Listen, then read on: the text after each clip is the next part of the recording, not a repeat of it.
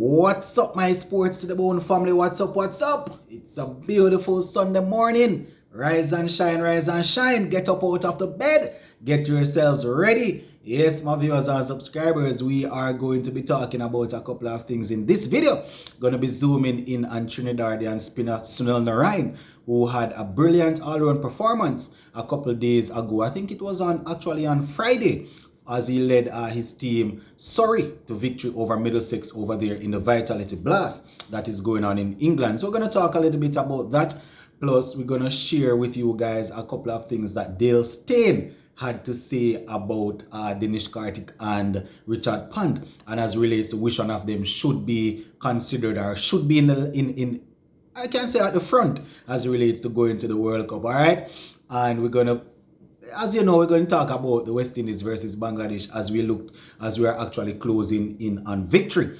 Just 35 more runs to get. And, we're hoping that we'll be able to seal it as soon as possible. All right, so we're going to talk a little bit, my viewers and subscribers. But before we go any further, make sure you subscribe if you have not yet subscribed, man. Also, drop a comment and leave a like on the video to show your appreciation for the content. All right, my peeps? Yeah, man. So first things first. Now, I don't know if I should say former West Indies player because he's not like he has retired or anything. But we haven't seen him in a while. We're talking about the mystery spinner, Sunil Narine. He is currently over there in England playing in the Vitality Blast. One of many West Indians that are there. Karen Pollard and a couple of other players are also there. But it was Sunil Narine that had a standout performance as his team got the better of Middlesex. Just going to talk about Narine's performance and then we'll move on to the next topic. So, Narine, he was the top scorer for his team. I think he had 51 off 29, if I'm not mistaken. Yeah, man, 51 off 29. Narine hitting those boundaries and those sixes, showing that he is, I don't want to say he's an all-rounder, but we see where they would have deployed him on several occasions at the top of the order, and then he comes back and bowls and things like that. So he had 51, I think it was off 29, to lead the way for his team. So he led the way where the batting is concerned, and he also did extremely well with the ball. He had 2 for 27. Yeah, man. I think he himself and Chris Jordan plays for the same team, and Jordan had 2 for 27 too, if I'm not mistaken. So yeah, Sunil Narine once again showing that he is still a force to be reckoned with, getting 51 and then coming back and picking up 2 for 27 from his 4 overs. So basically going around, traveling the world where T20 cricket is concerned and just raking in the cash. You understand? We know that once it is pretty close to the World Cup, we're going to hear calls coming in again for Sunil Narine to be added to the team. But I am not too sure. As I said, when he plays international cricket, a lot of unwanted attention tends to follow him.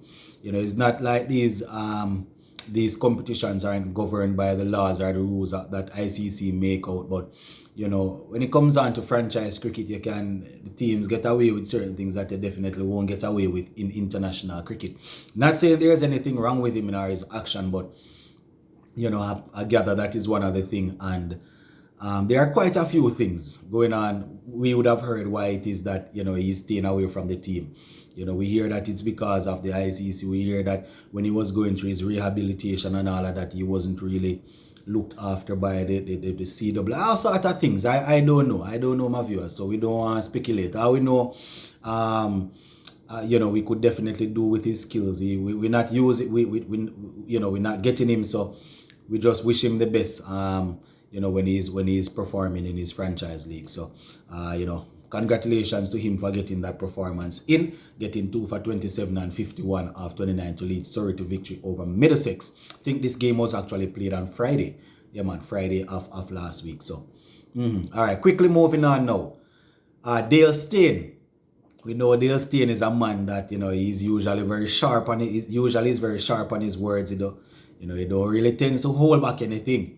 I understand, and apparently he was asked, I was reading something on the Circle of Cricket, the website there, and Dale Steyn was talking, and he was saying that, in his opinion, Dinesh Karthik, the veteran, is ahead of Richard Pant right now because Pant has gotten a couple of occasions. I think maybe about 4 in the series that they are currently playing. I think so, and he hasn't really grabbed the opportunity.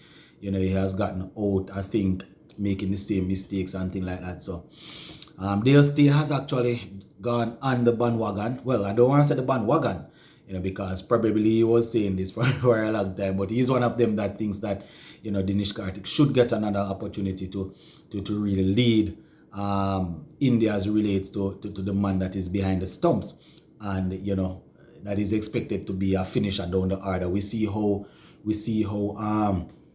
crucial he was in the IPL, and we see that India, they are trusting him once again. But with so many wicket-keeper batsmen in the squad or in and around India cricket that can play that role, it's really difficult. And we know they trust and love their youngster in Richard Pant. They see him as a future captain.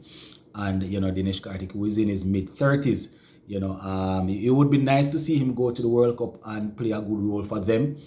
But let us see that is there. That is, as we like to say in the Caribbean, that is rich people's problem, right? That is rich people's problem. I just thought I would share it with you guys to hear what you have to say about that as relates to those two. But rich people problem that. Let us move on to the poor people's problem now, which is West Indies versus Bangladesh, right? And in a couple of hours time, we are going to be doing battle against Bangladesh too. It's actually the 4th day's play in this first test match here. We just need a mere 35 runs to win. A couple of wickets down already. I think we are in the 40s, 49 or something like that for 3. You see, we don't want to say we're going to win the game by a certain time, because we know West Indies, and we don't want the words backfire. But hopefully the 2 guys that are at the crease will be able to take it home for us, so we don't have too much. We don't have to worry about too much nerves or anything like that. As I said in my video last night, John Campbell and Jermaine Blackwood, they would have batted a whole lot of times together for Jamaica and thing. So we are definitely hoping that we don't lose any more wickets. The 2 of them could do with some runs, and their average could do with a little bit of lifting. So, Jermaine having gotten a half century in the first innings, it would be nice to see him as a vice captain stepping up once again and getting some runs and seeing us across the line.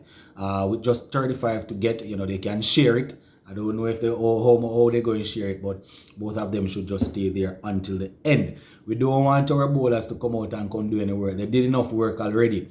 Bowling out Bangladesh twice, getting them for 103 and then getting them for that 200 and what was it, 65 or whatever it was.